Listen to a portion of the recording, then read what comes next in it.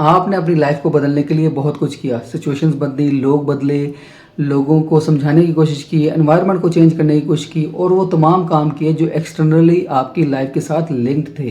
क्यों ना आज मैं आपको एक ऐसी टेक्निक बताऊं जिससे कुछ इंटरनली भी चेंज हो, क्योंकि बाज़ औक़ात जो हम चीज़ें बाहर से सही करने की कोशिश कर रहे होते हैं, कुछ चीज़ें हमें अपने अंदर भी सही करनी पड़ती हैं।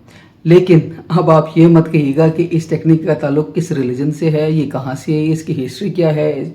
मेरा काम है आपको समझाना और आपको टेक्निक बताना। इस टेक्निक का नाम है ho'oponopono.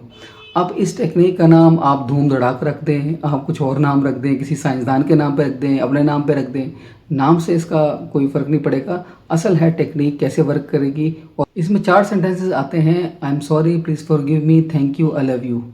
I'm sorry means you are not blaming yourself, you are taking responsibility, and this is power, not weakness. Please forgive me, it means you are asking yourself to release pain that is stored in you. बाज़ दफ़ा आप एक extra luggage लेके फिर रहे होते हैं जो आपका नहीं होता, तो प्लीज़ फॉरगिव मी से आप बहुत सारे ऐसे बोझ से जो आपका नहीं है उससे आज़ाद हो जाते हैं। बहुत दफ़ा हम छोटे छोटे इमोशंस, छोटी छोटी बातों को नज़रअंदाज कर देते हैं। थैंक यू भी उसमें से एक चीज़ है।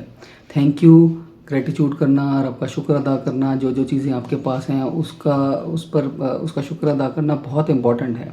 और इससे ना सिर्फ आपकी एनर्जी बढ़ती है बल्कि आपके अंदर इनर पीस भी डेवलप होता है। आखिर में आई लव यू, जब आप अपने आप को ये याद दिलाते हैं कि मैंने अपने आप से भी मोहब्बत करनी है, तो ये स्ट्रॉन्गेस्ट मैसेज होता है आपके माइंड और बॉडी के लिए, जिससे आपका सबकॉन्शियस हेल्दी वे में एक्टिवेट होता है और आपको बहुत सारे फ़ायदे इससे मिलते हैं। इसको करने के बहुत सारे तरीके हैं। एक तो छोटा सा मैं भी आपको बता देता हूँ कि जब भी आप फ्री हों, कोई भी सिचुएशन, कोई भी प्रॉब्लम, कोई भी ऐसा मसला जो आपके जहन में है, उसको जहन में लाइए, आंखें बंद कीजिए और ये 4 सेंटेंसेस दोहराइए।